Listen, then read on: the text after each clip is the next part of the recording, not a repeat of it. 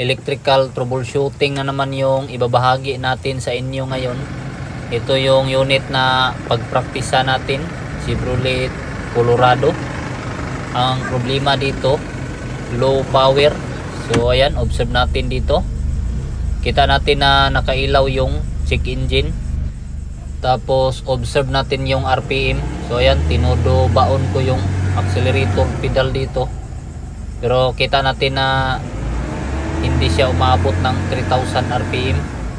Wala mo nang magko-comment hanggat hindi natapos yung video para hindi kayo magmukhang tanga. Problema natin dito, bakit low power siya. So observe natin yung turbo boost. So tingnan natin ng mabuti kung gumagalaw ba yung turbo boost. So ayan, kita natin na hindi siya gumalaw. Try natin ulit. So ayan, tingnan ng mabuti.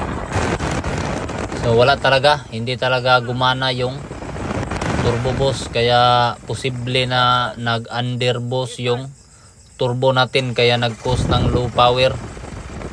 Ito yung nakikita natin sa bulang kristal na trouble code: turbocharger, boost control solenoid, valve control circuit, short to ground. Ibig sabihin ay wirings yung titingnan natin dito. Okay, on ang ignition. Oh, naka-on na.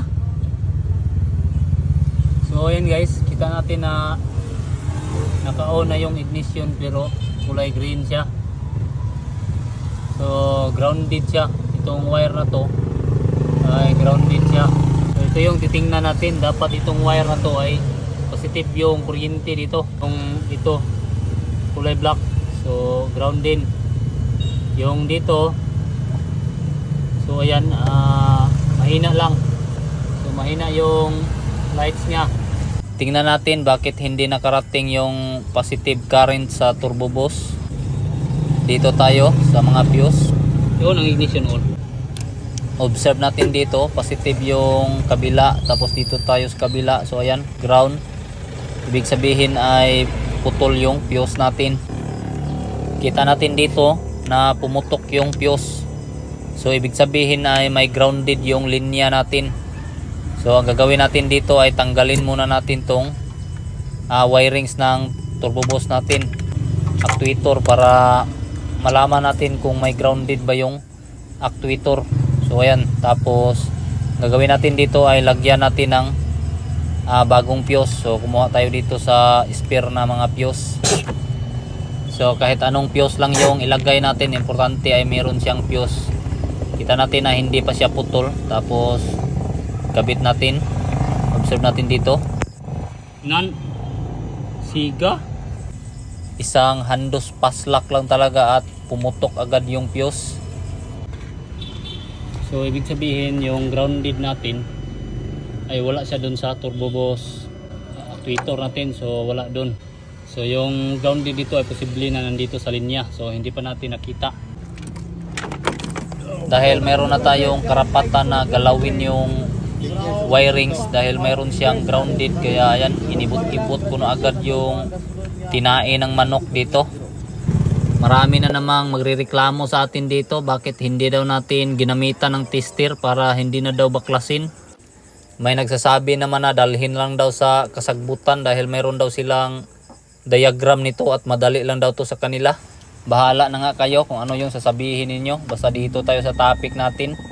Hinanap ko lang dito yung output ng fuse, kung saan ba siya lumabas, para malaman ko kung anong klaseng wire at anong kulay ba yung nag-grounded.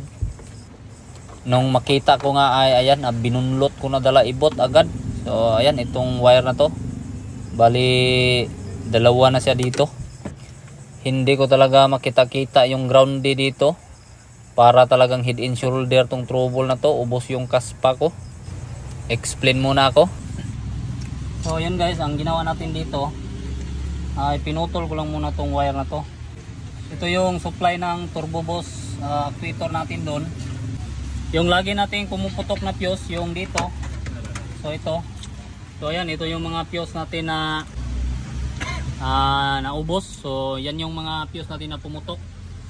So dahil sa nag-troubleshoot tayo dito, yung fuse natin na laging pumuputok ay itong wire na to.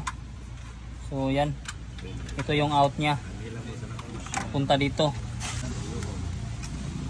So ito, pagdating dito, yan, naging dalawa siya dito. Bumalik yung isang wire, bali ito. Pero yung isa, ito na yung papunta dun sa actuator ng turbo natin. So ngayon ang nangyayari, yung grounded ay walang grounded doon. So clear naman sa lahat. Yung problema, yung grounded ay itong isang wire, itong bumalik. So bali ito, yung wire na to. So itong pinutol ko, yung grounded ay nandito sa kabila. Itong wire na to, pupunta siya dito sa malaking sakit dito. Tapos bumalik siya, bali itong isang bigkis na naman na wire na to, papunta siya doon, papunta siya dito malaking wire na naman na ito. So papunta siya doon sa loob. So papunta sa loob yung wiring na to. So hindi na natin kaya pang baklasin lahat yan. So sobrang napakalaki na talaga ng trabaho. So matatagalan na tayo at madidisturbo pa natin yung mga ano. So medyo hindi na talaga maganda pag binuksan pa natin pati dyan. Kaya nagdesisyon na lang ako na putulin na lang to. So balik muna natin yung battery natin. Oops. So yan, observe natin, nakakulay green siya. Sige, on ignition. So yan, nagkulay red na. So itong kulay red na to, ito yung mula sa fuse natin. So itong fuse na to, tapos siya yung papunta dito. So kaya siya pumuputok lagi yung fuse natin. So dahil nung nakadugtong pa to ay ground tong dito. So ayan, kita natin.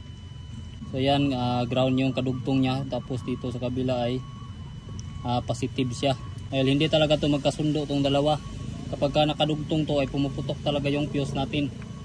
Hindi na namin to gagalawin. Hindi na namin titingnan kung bakit mayroong grounded dito. Pabayaan na lang natin yan. So hindi naman to makakaapekto dito sa ECU natin dahil yung engine ECU natin ay wala naman siyang connection dito. So bali yung fuse natin ay nagsusupply lang talaga siya ng positive doon sa turbo boost actuator natin. So ignition lang talaga to. Ang isasalba lang natin dito yung engine natin na goods talaga yung function niya. So hindi siya maglulo power at mawala yung check engine. So back to normal na talaga siya. I-try natin kung magiging okay na ba talaga to. Yan, ito yung kahimtang natin, umulan. Dito tayo ngayon. Yan, okay, start.